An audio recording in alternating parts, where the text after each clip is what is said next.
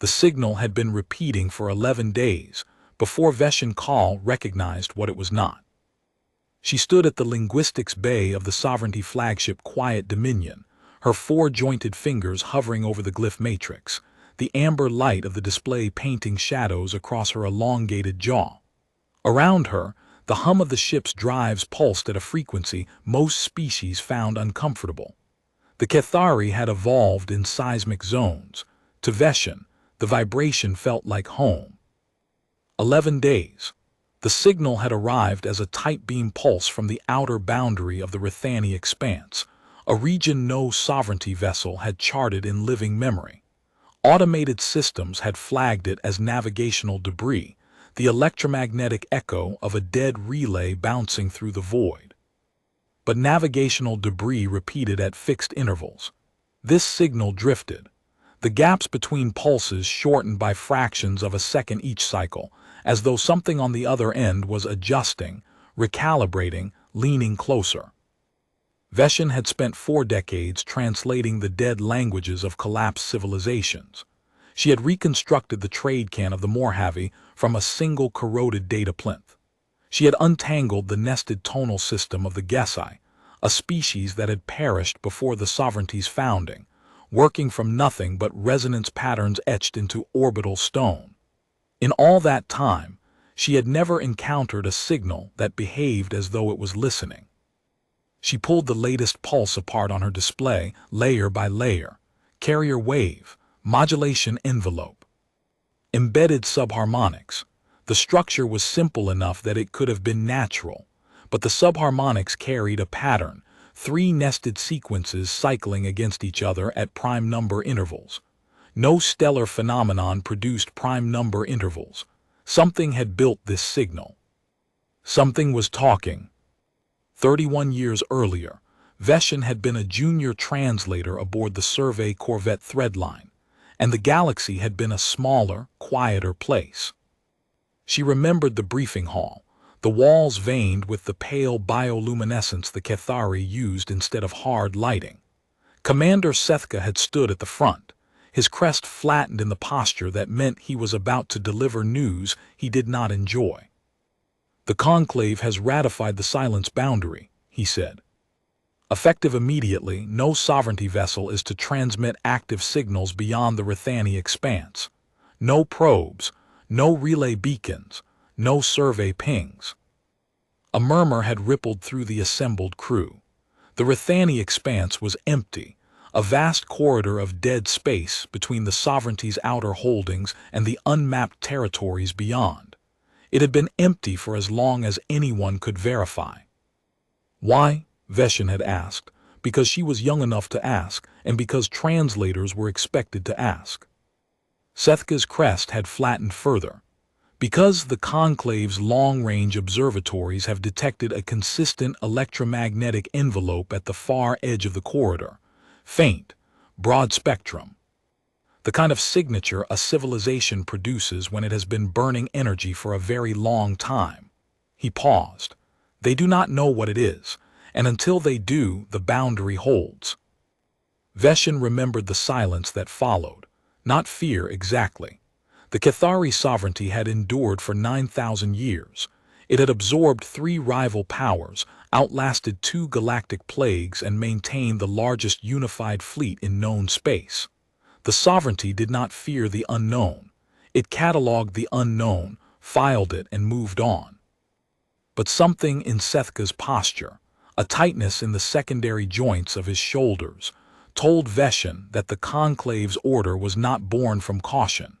It was born from the fact that they had looked at the electromagnetic envelope and could not determine its age. The signature was consistent across every wavelength, as uniform as a manufactured product, and the Conclave's best analysts could not tell whether it was 100 years old or 10,000. Whatever was out, there had been burning energy at a steady rate for longer than the sovereignty's instruments could resolve. That was the day Veshin Kal began learning patience. The present reassembled itself around her in the linguistics bay. Fleet Commander Drossari stood behind her, his bulk filling the narrow corridor between workstations. He was Cathari too, but from the deep crust colonies, broader and denser than the surface-born, his scales carrying the blue-black sheen of mineral-rich soil. He had commanded the quiet dominion for 12 years and had never once raised his voice in Veshen's presence. He did not raise it now. Linguist, call your assessment. Veshen did not turn from the display. It is not debris. It is not natural. The subharmonic structure is deliberate, prime number intervals nested in a Fibonacci-adjacent progression.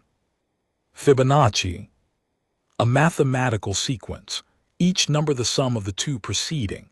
The subharmonics follow an analogous but not identical pattern, as though whoever built this signal knows the concept and chose to modify it, deliberately. She tapped the display and the waveform expanded, its nested loops rendered in false color. They are not broadcasting at us, Commander. They are broadcasting a grammar. Drossari was quiet for 6 seconds. In Cathari communication, 6 seconds of silence from a fleet commander carried more weight than a spoken order. You believe this is a language? I believe it is an invitation to build one. Veshen turned to face him. Whoever is sending this wants us to respond, and they have structured the signal so that any species with a baseline understanding of mathematics can begin the conversation. The silence boundary was established 31 years ago based on an unresolved electromagnetic envelope. This signal originates from the same region. They are no longer content to sit behind the boundary and glow, Commander. They are reaching out. Drossari's crest folded once, the Cathari equivalent of a slow nod. I will consult the conclave. The conclave will deliberate for months. That is their function. And while they deliberate, the signal will continue adjusting. The gaps between pulses have shortened by 11% in the last 4 days. At current rate of acceleration, the intervals will converge to real time within 6 weeks.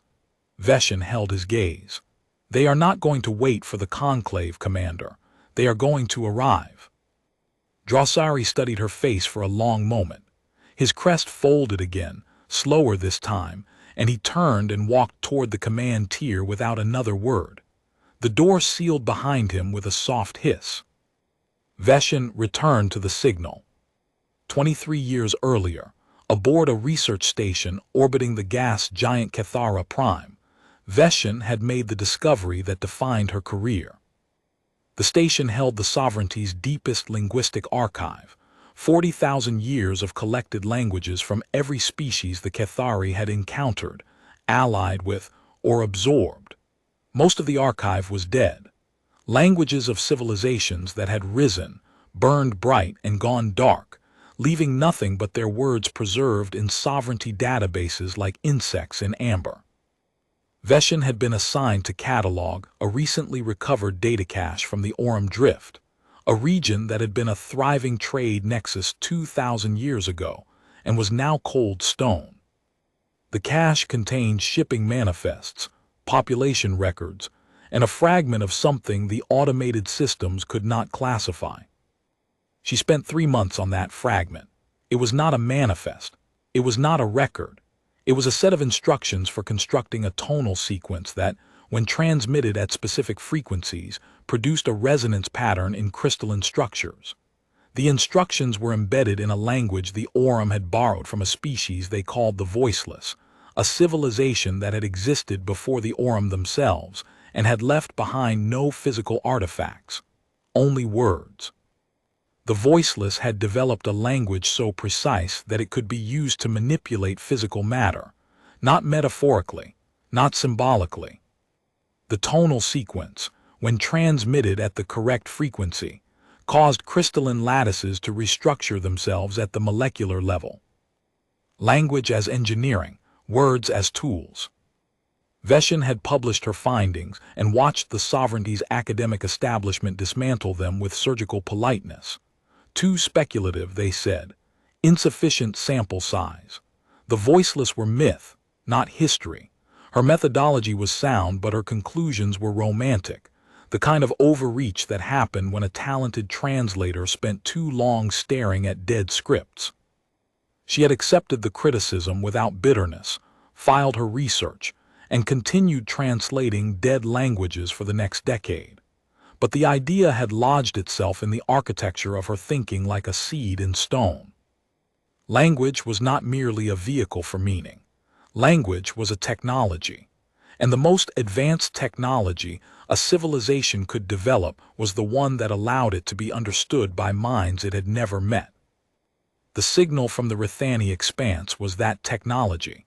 Veshin knew it the way she knew the rhythm of her own heartbeat.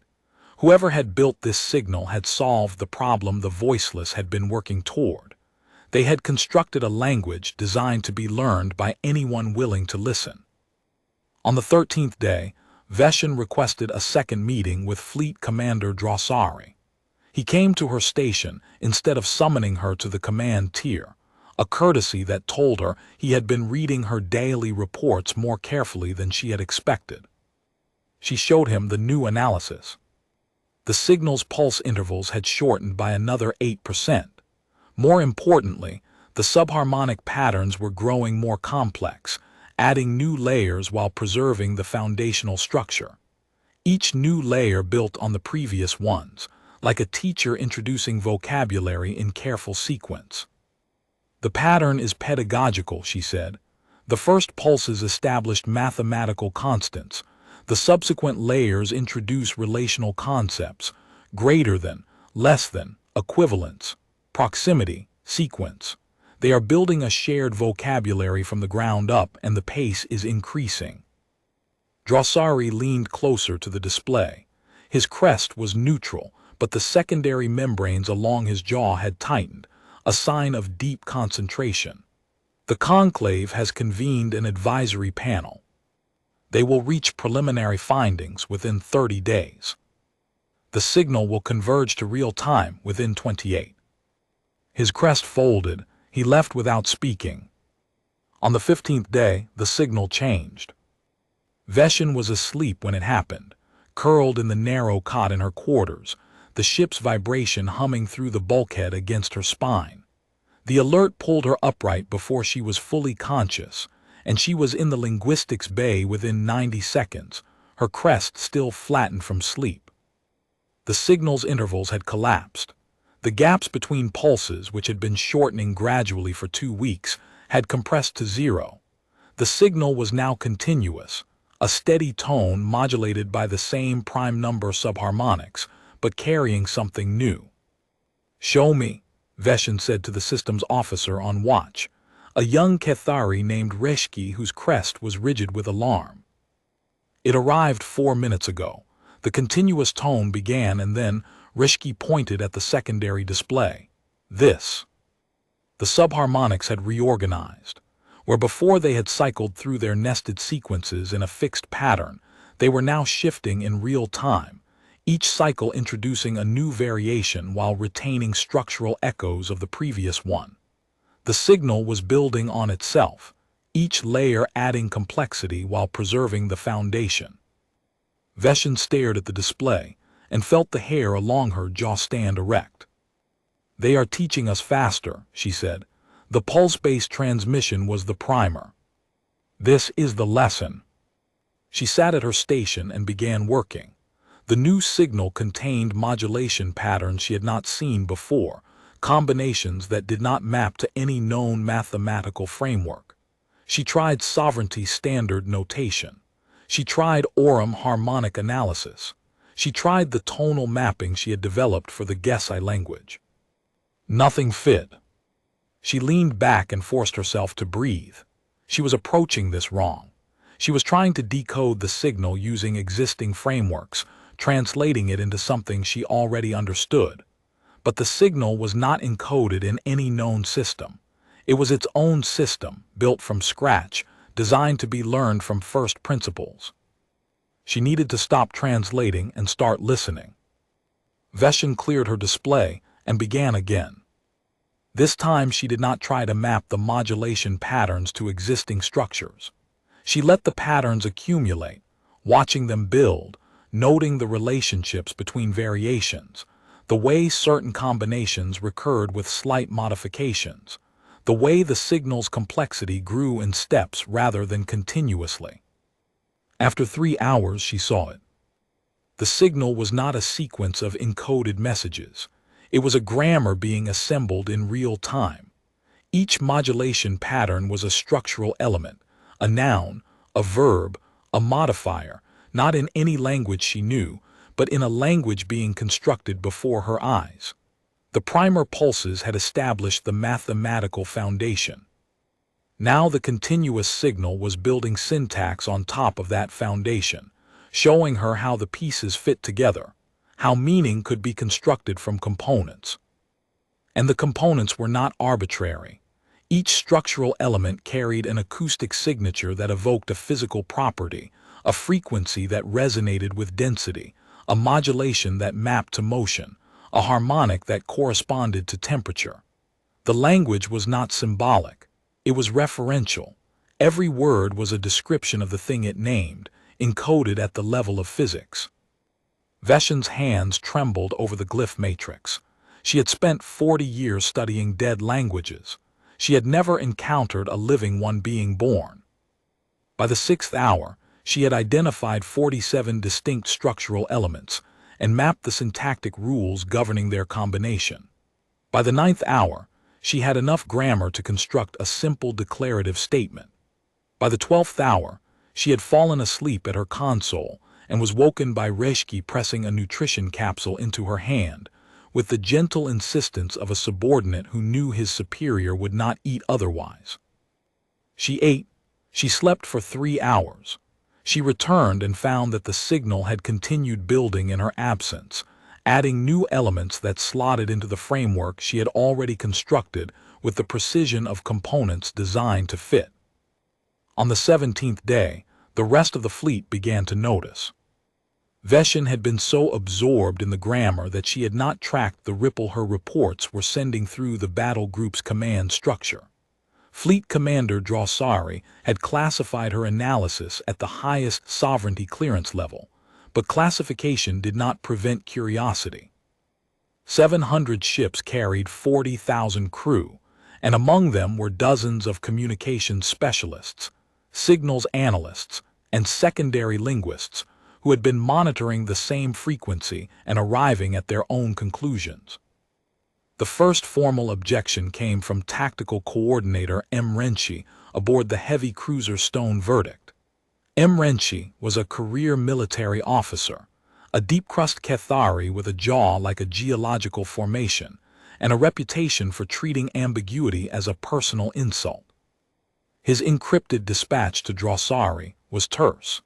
The signal represented an unknown capability operating within weapons range of a sovereignty battle group, and continued passive observation constituted a dereliction of defensive posture. Drossari forwarded the dispatch to Veshen without comment. She read it and felt the familiar frustration of a scholar watching a soldier mistake a greeting for a threat. She composed a response and sent it to Drossari for relay. It contained a single line. Tactical Coordinator M. Renshi is correct that the signal represents an unknown capability. He is incorrect in assuming that unknown and hostile are synonyms. The second objection came from Fleet Chaplain Dissari, whose concern was theological rather than tactical.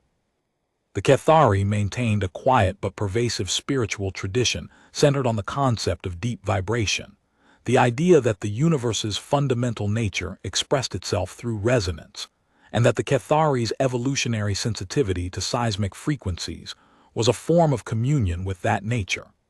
Dissari's concern was that the signal's subharmonic structures might constitute spiritual interference, a foreign vibration contaminating the crew's resonance sensitivity. Veshen met with Dissari in person, in the narrow chapel space adjacent to the quiet Dominion's primary reactor, where the ship's deepest vibrations were strongest. They sat on the resonance benches and Veshen explained what she had found.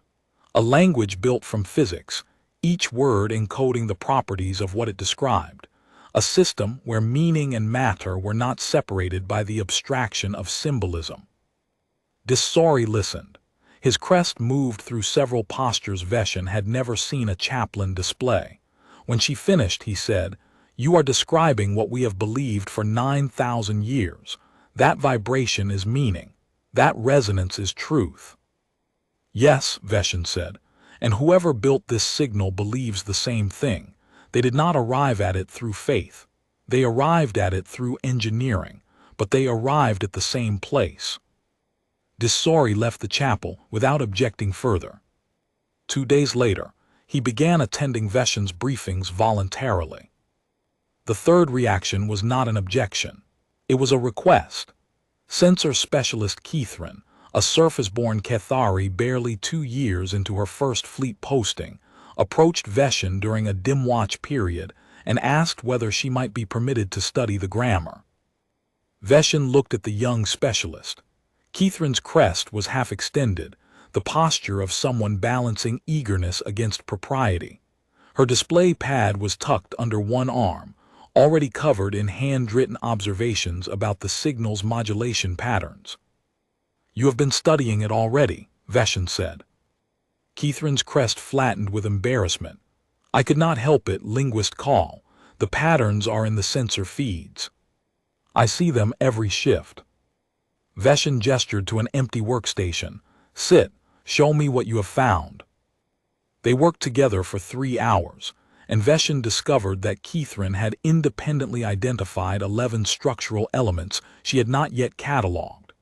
The young specialist saw the signal differently, not as language but as waveform architecture, and her perspective filled gaps that Veshin's linguistic training had not equipped her to see. By the end of the session, Veshin understood something crucial. The language was not built for linguists alone. It was built for anyone, any mind, any discipline. A mathematician would find mathematics in it. A physicist would find physics. A musician would find music. A theologian would find theology. It was not a single language, but a framework that could be entered from any doorway, and every doorway led to the same room. The signal's builders had not merely designed a language. They had designed a meeting place. 8 years earlier, Veshin had attended a conclave session as an expert witness during a territorial dispute with the Dreth hegemony.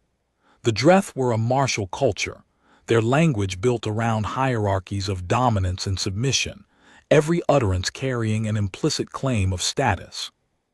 Veshin had sat in the observation gallery and listened to Fleet Admiral Kethrosa address the Dreth delegation. "The sovereignty does not threaten," Kethrosa said. "The sovereignty informs, and I am informing you that the systems you have claimed fall within our established boundary. Your fleet will withdraw, or it will be withdrawn." The Dreth ambassador had bristled, his neck spines extending in a display meant to signal predatory readiness. In the Dreth dominance hierarchy, this was a challenge. Kethrosa had not reacted. He had simply waited, his crest neutral, his posture unchanged, until the ambassador's spines retracted on their own. The silence had done what no threat could accomplish. It had communicated without words that the sovereignty's position was not a negotiating stance. It was a fact. Veshin had understood something she had known intellectually but never felt viscerally. The most powerful statement any civilization could make was the one it did not need to speak. Strength that had to be declared was not strength. It was a request. The signal from the Rithani expanse did not declare anything. It invited. And in that invitation, Veshin sensed a confidence that made the sovereignty's 9,000-year certainty feel very, very young. On the 19th day, Veshin composed a response. She did not have authorization. The conclave had produced a preliminary finding that recommended further study. The silence boundary remained in effect. No sovereignty vessel was to transmit beyond the expanse. Veshin was not a vessel. She was a linguist with access to a directed transmitter array. She built her response using the signal's own grammar. She had spent 4 days learning its structural logic, constructing simple statements from the components she had identified, testing them against the signal's own patterns to verify consistency. She was not fluent. She was a child assembling her first words, But the language had been designed for exactly this, for someone to pick it up and use it, imperfectly, haltingly, but with intent. Her response was 3 statements. In the signal's grammar they approximated. We hear, we are learning, we are here. She checked the watch rotation schedule. She verified that the command tier was running on skeleton crew. She routed the directed array to bypass the standard authorization protocols, a technique she had learned from a communications specialist who owed her a favor from a translation she had performed during the Dreth crisis. She transmitted the sequence at 3:47 ship time. Then she sat in the silence and waited. The response came in 11 minutes. 11 minutes. The source point was at least 6 light hours away by the Quiet Dominion's best estimate. A conventional electromagnetic signal would have taken 12 hours for the round trip. The response arrived in 11 minutes. Veshin stared at her display. The incoming signal had changed again. The continuous grammar-building tone was still present, but layered over it was a new modulation, simpler than the rest, stripped down to its most basic components. 3 statements. We hear, we have been learning, we are coming. The tense shift hit her like a physical blow. Not we are learning, present and ongoing. We have been learning, completed action. They had been studying the sovereignty's own transmissions, the background noise of 9,000 years of civilization, the routine communications and navigational pings and diplomatic broadcasts that leaked past every boundary the conclave could impose. They had been listening for longer than the sovereignty knew they existed. And they were coming. Veshin's crest flattened against her skull. She composed a second message. How long have you been learning? The response came in 9 minutes. Shorter, they were adjusting. The answer was a number expressed in the signal's mathematical notation. Veshin converted it to sovereignty standard units and sat very still. The number was approximately 4,000 standard years. They had been listening to the sovereignty for nearly half its existence, learning its languages, studying its cultures, watching it grow from a regional power to a galactic presence. And in all that time, they had never once made their presence known. The implications unfolded in Veshin's mind. If they had been listening for 4,000 years, they knew the sovereignty's military capabilities in exhaustive detail. They knew its political structure, its factional tensions, its diplomatic vulnerabilities. They knew which systems were defended and which were not. They had 4,000 years of intelligence on a civilization that did not know they existed. And they had done nothing with it. Nothing hostile, nothing exploitative. 4,000 years of perfect restraint. Any civilization capable of that restraint could have acted at any point, could have struck when the sovereignty was young and vulnerable, could have manipulated, infiltrated, subverted. Instead, they had waited for someone to say hello. She composed one more message before the watch changed. Thank you for waiting. The response came in 7 minutes. It was not words. It was a harmonic, a pure tonal sequence that carried no linguistic content but produced, when it passed through the hull, a vibration that Veshin's body recognized before her mind could name it. It was the sensation of being seen, not scrutinized. Simply seen, the way one mind recognizes another across a distance too vast for words to cross. She sat in the vibration and breathed and did not try to translate it. Some things were not meant to be parsed. They were meant to be felt. When the watch changed and Rishki arrived at his station, Veshin told him what she had done. His crest went rigid and then slowly, deliberately folded. He did not report her. Instead, he sat at his console and began reviewing the exchange data with the careful intensity of someone who had just realized that the most significant event in sovereignty history had happened on his watch, and he had been asleep for the first half of it. By mid-morning, Drossari knew. Veshin expected disciplinary action. What she received instead was a summons to the command tier, where Drossari stood at the main display with his senior staff arrayed behind him like a wall of scaled authority. You transmitted without authorization, Drossari said. His voice carried no heat. It was the voice of a commander establishing facts before making a decision. Yes. You violated the silence boundary. The silence boundary was designed to prevent us from alerting an unknown presence to our existence. They have known about us for 4,000 years. The boundary was already irrelevant when it was ratified. Drossari studied her. His crest was neutral, giving nothing away. Behind him, his tactical staff maintained the rigid posture of officers who understood they were witnessing something that would be recorded in the sovereignty's permanent archive. And the response? They are coming, Veshin said, not as a threat, as an answer. Drossari turned to his chief of staff. Cancel the conclave's request for an extended observation period. Inform them that the observation period is over. We have been observed. He turned back to Veshin. Linguist Call, you are hereby appointed primary contact liaison by emergency authority of a fleet commander in the field. Your clearance is elevated to conclave equivalent. You will continue your work from the linguistics bay. All ship resources are at your disposal. It was the most words Veshin had ever heard him speak in a single breath. She returned to her station and continued learning the language of a species that had been waiting 4 millennia for someone to start a conversation. 14 years earlier, Veshin had spent a season translating the last recovered texts of the Areshi, a species that had existed contemporaneously with the early sovereignty and had vanished in what the historical record called the dimming. The texts were personal journals. The writer was an Areshi scholar who had devoted her life to studying faint signals from beyond Areshi-charted space that carried mathematical structures too complex to be natural. The parallels to Veshin's own work were so precise they bordered on prophecy. The Areshi scholar had decoded the signals. She had constructed a response. She had transmitted it, and a reply had come faster than light should allow.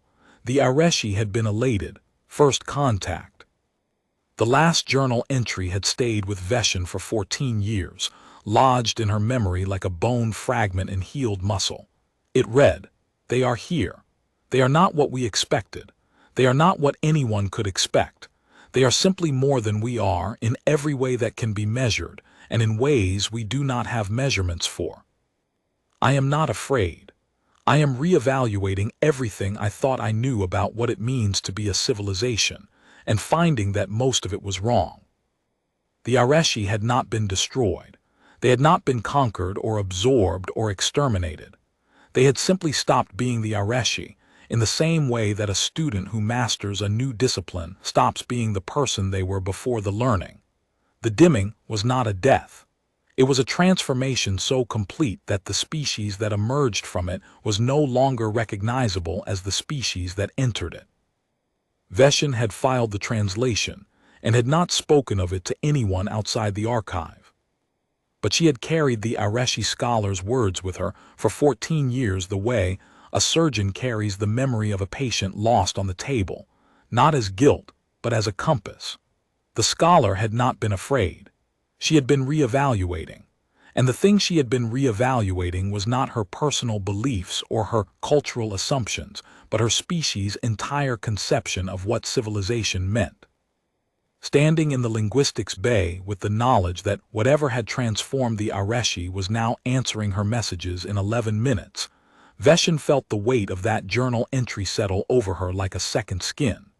She understood, with the calm certainty that comes from years of preparation meeting their appointed moment, that the same choice the Areshi scholar had faced was now hers. Not a choice between safety and danger, a choice between remaining what she was and becoming what she could be. She had already made that choice. She had made it the moment she transmitted without authorization, the moment she said, "We hear into the dark," and heard, "We are coming in return." The choice was behind her. What lay ahead was the consequence, and the consequence, Veshin suspected, would be measured not in years but in the kind of time that made civilizations look like seasons. On the 19th day's final watch, Veshin pulled the Areshi text from the archive and read the scholar's journal entries again, all of them, from the first tentative observations of the deep whisper to the final entry that had haunted her for over a decade. She read them not as a translator parsing dead text, but as a colleague reading field notes from a predecessor who had walked the same path and left markers for whoever followed. The Areshi scholar had been alone. She had decoded the signals without a team, transmitted without institutional support, and faced the consequence without anyone who understood what she was experiencing. Veshin was not alone. She had Reshki and Kithrin and Disari and improbably Drosari himself. She had a fleet of 40,000 minds that were, whether they knew it yet or not, about to undergo the same reevaluation the Areshi scholar had described. The difference between the Areshi and the sovereignty, Veshin realized, was not capability or age or technological sophistication. It was scale. When the Areshi transformed, they had been a modest culture occupying a handful of systems. When the sovereignty transformed, it would take the largest unified fleet in known space with it. She wondered if the Terrans had factored that into their patience. She suspected they had. On the 20th day, the signal delivered its first complete sentence. Veshin had been working for 14 hours straight when the modulation pattern shifted into a configuration she had not seen before. The structural elements she had been cataloging locked together in a sequence that carried not fragments of meaning but a single, unified thought. She stared at the display for 90 seconds before she trusted her translation. The sentence read, "Every mind that reaches is a mind worth reaching back to." Not a declaration of power or a territorial claim, a principle, an axiom, the foundational statement of a civilization that defined itself not by what it possessed, but by what it valued. Veshin transmitted the sentence to Drosari's personal console with a single annotation. This is who they are. The following evening, the signal delivered a second sentence. We do not measure civilizations by the distance they have traveled or the territory they hold. We measure them by the distance between what they know and what they are willing to learn. The gap is where growth lives. Veshin translated it and understood that the being on the other end of this signal was a teacher, and it had been waiting, with patience measured in centuries, for a student. She shared the translation with Drosari. He came to the linguistics bay in person and stood beside her station, looking at the sentence on her display. Veshin saw something in his posture she had not seen before, something closer to what the Kethari called deep recognition. "How certain are you that this translation is accurate?" he asked quietly. This language was designed to prevent ambiguity. Every element is referential. There is no room for misinterpretation. Drosari was silent for a long time. Then, "Are you ready for this?" Veshin thought about the Areshi scholar's journal, about the voiceless and their language of physical law, about the 40 years she had spent listening to the shapes that meaning made. "I have been ready for this my entire life," she said. "I simply did not know what I was ready for until now." Drosari placed one heavy hand on her shoulder, a gesture of such uncharacteristic physicality that Veshin understood it as the highest form of Kethari trust, the touch reserved for those who are about to carry weight on behalf of others. Then he walked back to the command tier and began preparing his fleet for something no sovereignty doctrine covered. First contact with a civilization that had been waiting for them to grow up. The 22nd day brought the fleet. The morning began with routine. Veshin reviewed the overnight signal data, noting 3 new grammatical elements. She was composing a summary for Drosari when the sensor officer on the command tier began broadcasting on the all-ship channel in a voice stripped of its professional cadence. "Contact, multiple contacts, bearing 004 by 317, range is the instruments are not." The voice cut off. The deck shuddered as the quiet Dominion shifted to combat posture, weapon arrays cycling from dormant to hot in the space between heartbeats. Alert lighting snapped from amber to deep red. Veshin pulled the sensor feed to her own console and saw what had stolen the officer's words. The contacts were not multiple, the contacts were one. It read as multiple because the sovereignty sensors could not resolve its shape. The object was too large and too complex for the instruments to process as a single entity. The sensor array was interpreting each major structural component as a separate contact, the way a surveyor might catalog a mountain range as individual peaks rather than recognizing the continent beneath them.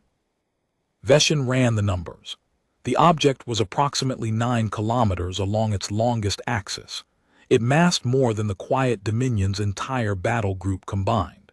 Its hull radiated energy across wavelengths the sovereignty's sensors were not calibrated to measure, and it was decelerating from a velocity that exceeded anything the sovereignty's fastest courier ships could achieve by a factor of several hundred. Fleet Commander Drossari's voice came over the command channel, and for the first time in 12 years, Veshin heard a tremor in it. All ships hold position. Weapons to standby, do not fire, repeat, do not fire. It took 7 minutes for the object to decelerate, and in those 7 minutes Veshin watched the sensor display attempt and fail to construct a coherent image. At the 4-minute mark, the escort cruiser Granite Prow reported that its navigational systems had spontaneously recalibrated. The cruiser's systems had detected the approaching object's energy output and automatically adjusted their reference frames to account for it, the way an eye adjusts to sudden brightness. At the 5-minute mark, every vessel in the fleet reported the same phenomenon. Navigation, communications, sensor arrays, all recalibrating to accommodate something their baseline parameters had not been designed to measure. At the 6-minute mark, the chief engineer reported a harmonic resonance from the approaching object, not an attack, not a scan, but a vibration that passed through the hull like a tuning fork pressed against a bell. The entire ship rang with it. At the 7-minute mark, the object stopped. It was a ship, but it was a ship the way a cathedral was a building. The hull was layered, dense with detail at every scale, panel lines and structural members and systems Veshin could not identify, all of it arranged with precision that spoke of engineering so advanced it had looped back around to looking organic. Heat radiated from venting ports along its flanks in controlled pulses, and the hull itself seemed to shift subtly, micro-adjustments rippling across its surface like something alive and breathing. The ship was scarred. That was the detail that made Veshin's breath catch. Soot trails along the engine housings, impact craters smoothed by repair but not erased, sections where the hull material had been replaced, the new metal sitting against the old with the visible seam of field maintenance. This was a working vessel. It had been somewhere, done something, carried weight across distances the sovereignty measured in theoretical terms. Tactical Coordinator M. Renchi's voice cut through the fleet channel. Fleet Commander, the Stone Verdict's fire control systems have locked. The object's energy signature is saturating our targeting matrices. We cannot achieve weapons lock. A second voice from the frigate Shale Runner. Confirmed. Our targeting systems cannot resolve a firing solution. A third from the carrier Deepstone Reach. Our fighter wing reports their navigational instruments are pulling toward the object, not forcefully. The instruments are drawn to it the way a compass is drawn to a magnetic pole. The sovereignty's technology was not failing. It was being outscaled. Drossari's voice cut through the cascade. All ships stand down weapons to cold status. If we cannot target it, we cannot threaten it. And if we cannot threaten it, there is no purpose in pretending. The signal had stopped. In its place was silence, the specific, weighted silence of someone who has finished speaking and is waiting for a reply. 3 years earlier, Veshin had attended a memorial service for Commander Sethka, who had died at his post aboard the patrol frigate Resolute Thread. Heart failure. He had served 61 years without a single combat engagement, a career spent watching the boundary and reporting that nothing had changed. At the service, his daughter had read from his personal logs. One passage stayed with Veshin. I have spent my life watching an empty corridor and reporting its emptiness.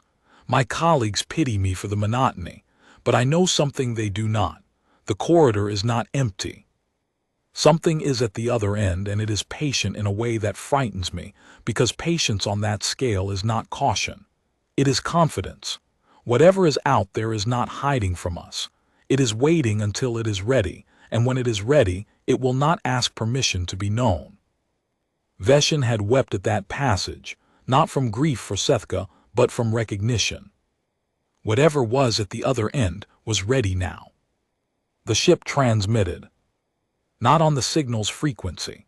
Not on any frequency the sovereignty used.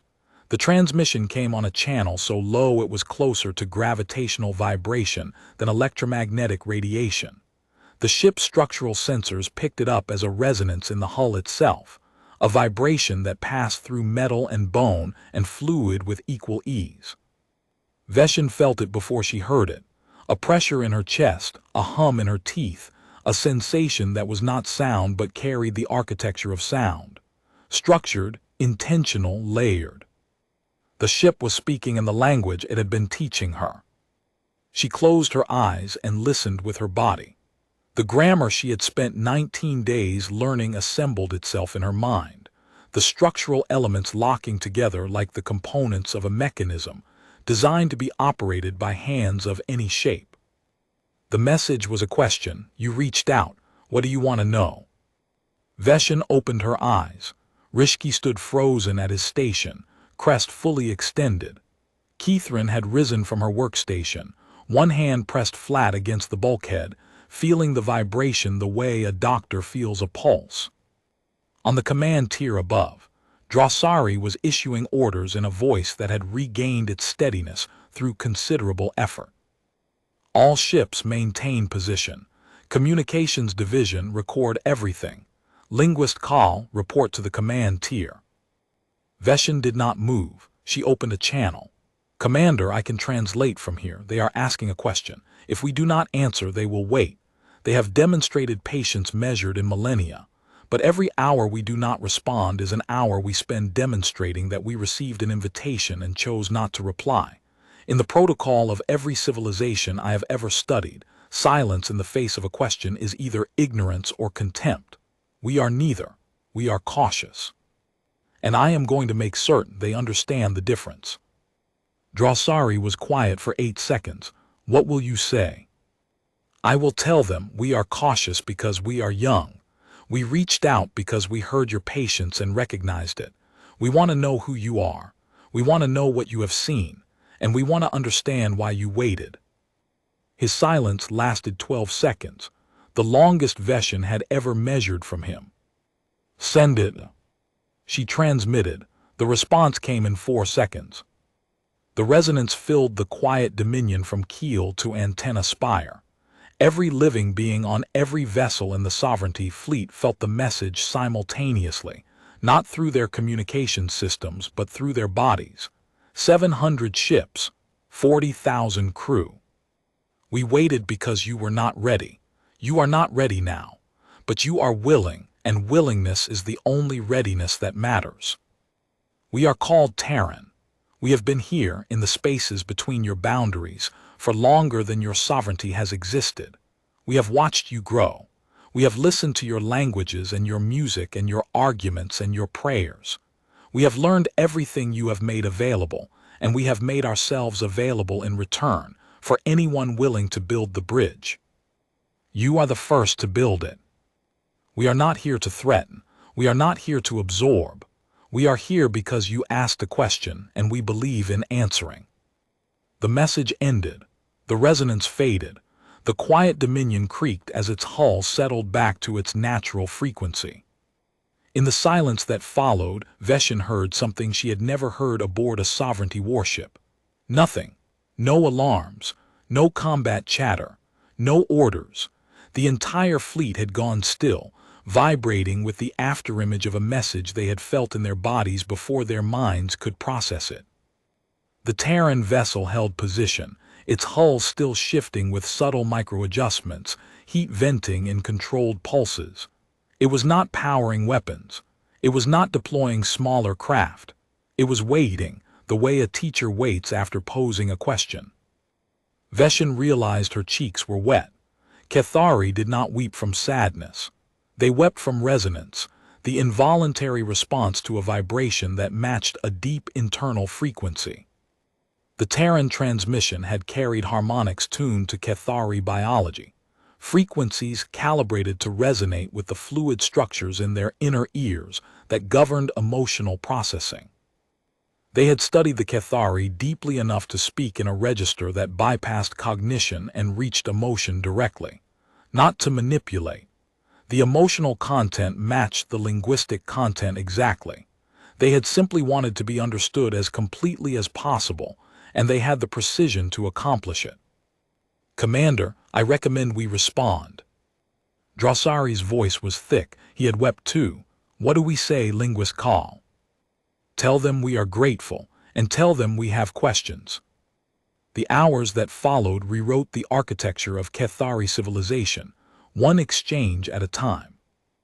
Veshin remained at her station as the dialogue continued. She was no longer the only translator.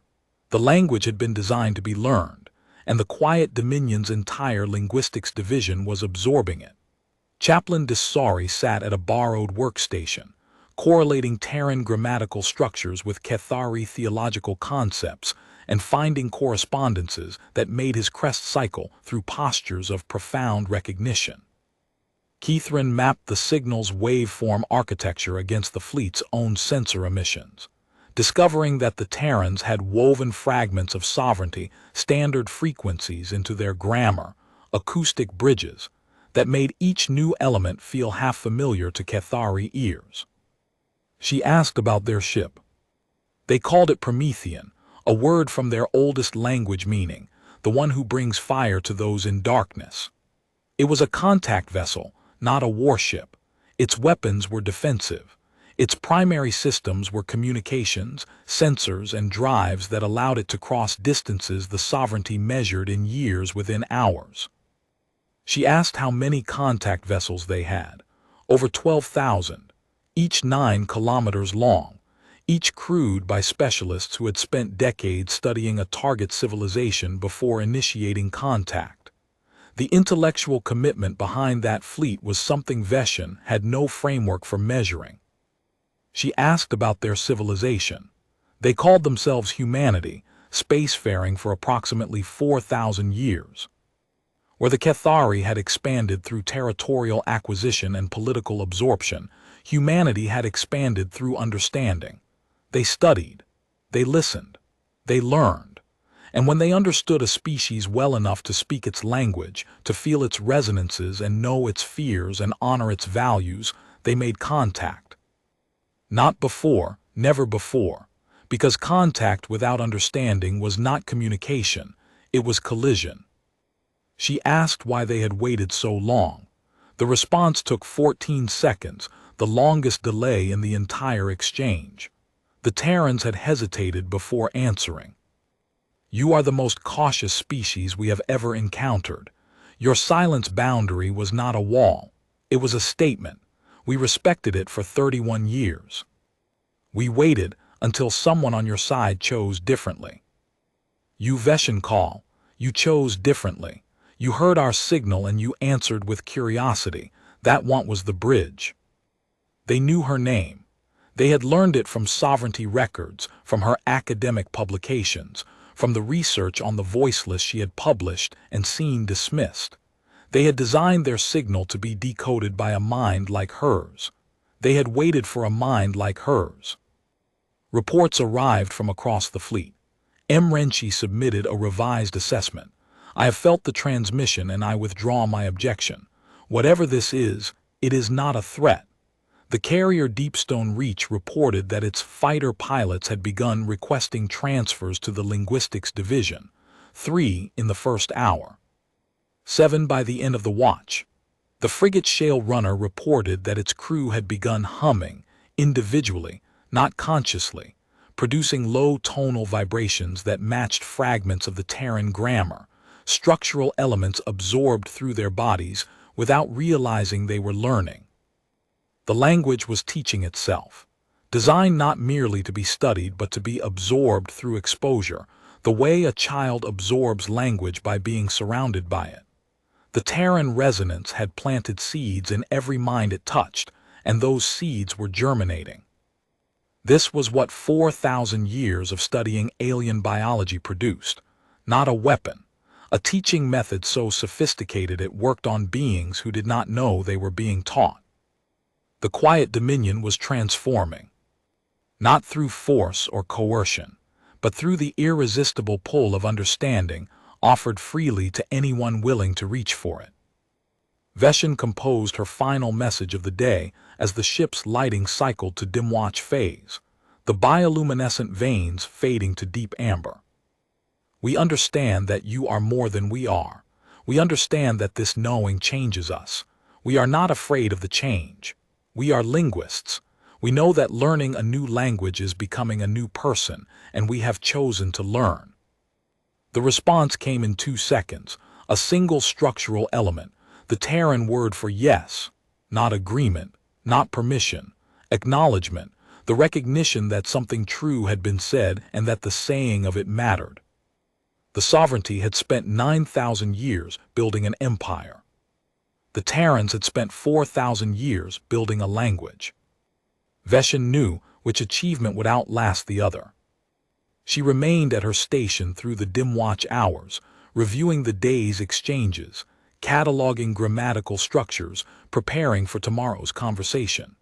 At some point in the small hours, a message arrived from the Terran vessel unprompted. Not in the constructed grammar, in Cathari.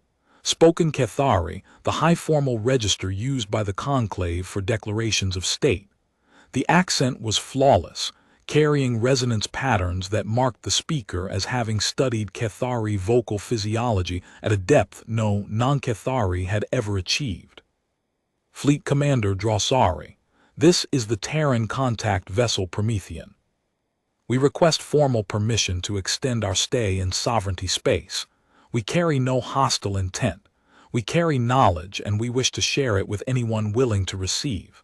Your linguist has demonstrated that willingness. We believe your fleet will follow.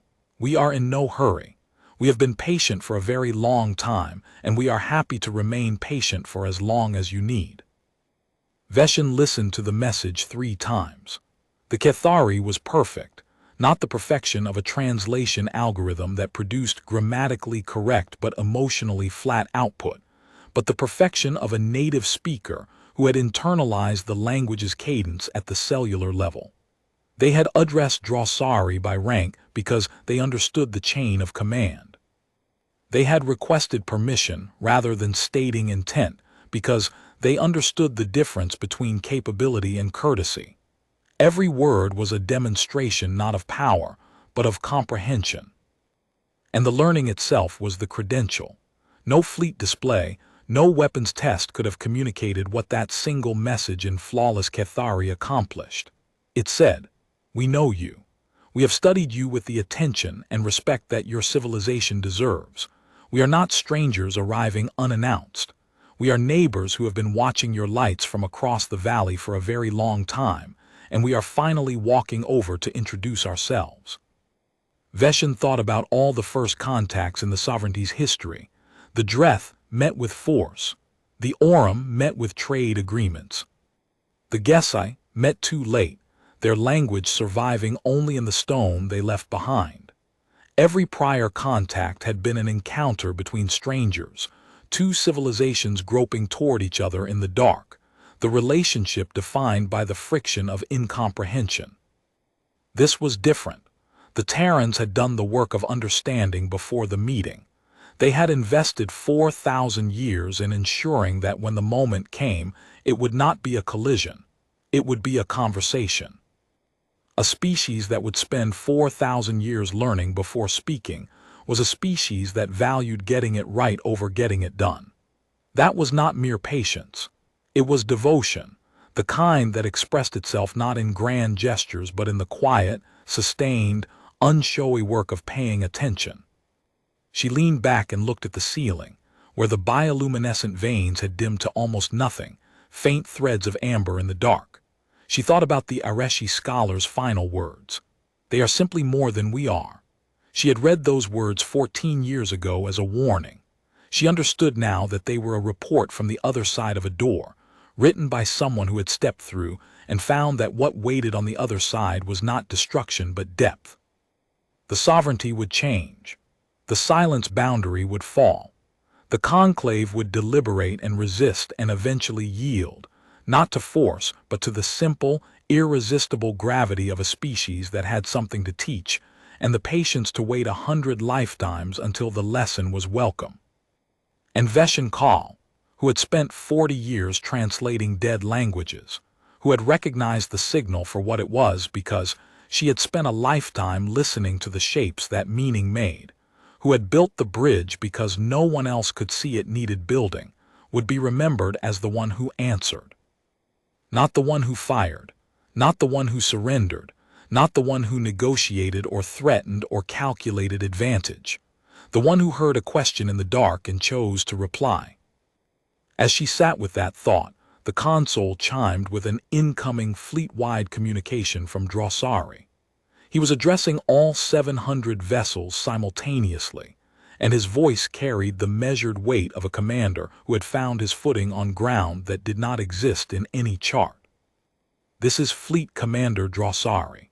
At 3:47 on the 19th day, linguist Veshin Kal transmitted a response to the signal from the Rithani expanse. That transmission was unauthorized. It was also, in my judgment, the single most important act any member of this fleet has performed in our combined centuries of service. The silence boundary is suspended by emergency field authority pending conclave review. We are in contact with a Terran vessel that has demonstrated capabilities exceeding our own by orders of magnitude, an intent that is, by every measure I have available, peaceful. Tomorrow, I will transmit a formal acceptance of their request to remain in sovereignty space.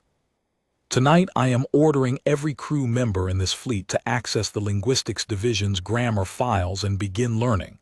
That is not a suggestion. That is a direct order from your fleet commander. The galaxy has changed. We will change with it. Drossari out. The channel closed. Veshin sat in the silence that followed and felt something she had not felt in 4 decades of academic work, something she had almost forgotten existed. She felt seen. Not by the Terrans, though they had seen her too. Seen by her own people. By a fleet commander who understood that what she had done was not insubordination but necessity. By a civilization that was, for the first time in 9,000 years, being asked to learn instead of teach. She saved her work, closed her console, and walked to the narrow viewport at the end of the bay. Through the thick glass, she could see the Terran vessel, its hull catching the faint light of distant stars, scarred and ancient and impossibly present. Somewhere aboard that ship, someone was waiting for tomorrow's conversation with the same anticipation she felt. Veshin pressed her palm against the glass. The hull vibrated beneath her touch, still carrying the faintest echo of the Terran transmission, a resonance that would take days to fully dissipate from the quiet Dominion structure. She stood there until the lights began to brighten for the new watch cycle, her hand against the glass. Her reflection ghosted over the stars, the vast shape of the dreadnought beyond both of them. She was not afraid, she was changed, and that she understood now was the entire point. The bridge was built. The rest was conversation.